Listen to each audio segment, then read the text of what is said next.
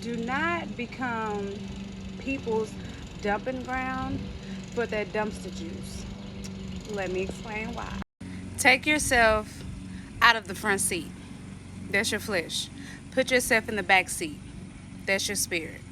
So with that image, we're gonna go based off the spirit, looking at the flesh from the spirit's perspective.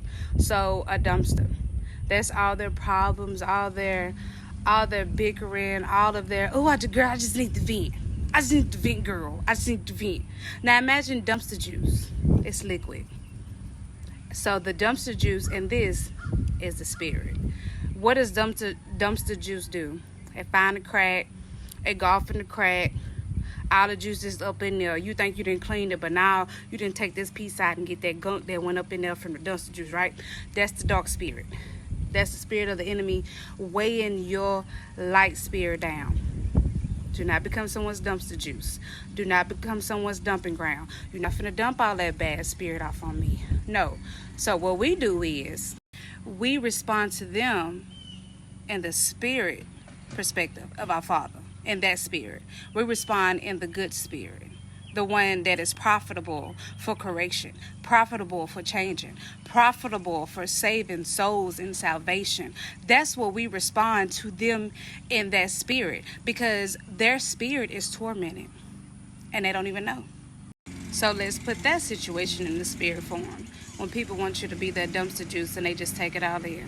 Say you are a police officer and something happens to someone very close to you. What does your supervisor do? Pulls you off the case. Because of why? You're too close to it. And you know, and that supervisor know, that if you pursue that case, guess what? It's on site.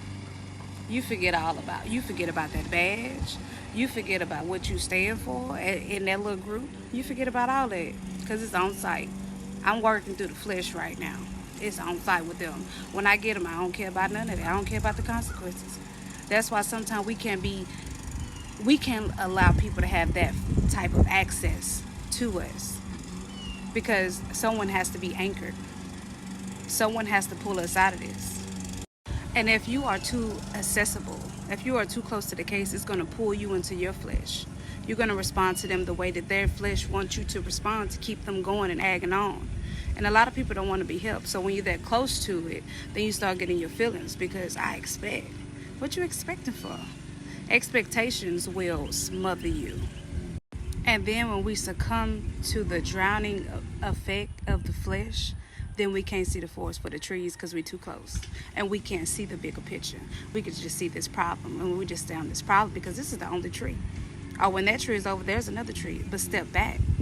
Stay in the back seat of the spirit. Don't jump into the front seat of the flesh. The front seat is for our Father and our Savior, Yahuwah and Yahusha. So we putting ourselves in the wrong seat in the first place. Take a back seat. And the back seat is looking at every situation out of the spiritual eye. When I see that person, I see the spirit of that person. I don't see that flesh of that person, because the spirit of that person is what's hurting, and they're showing it outside in their flesh. So when we step into the spirit and look at it in that perspective, we become that tree planted by the stream of living water, always refreshing, always cleaning out, because we are in that spirit. So when they come to us, they get that renewing, they get that spirit feeling, so where they want to seek it for themselves, and they build their relationship with our Father and our Savior. That is what we are anchoring. We are the anchor to get them to the true salvation, to our true Savior, Yahusha, to our Father, Yahuwah, and to stop letting this world lead us to hell.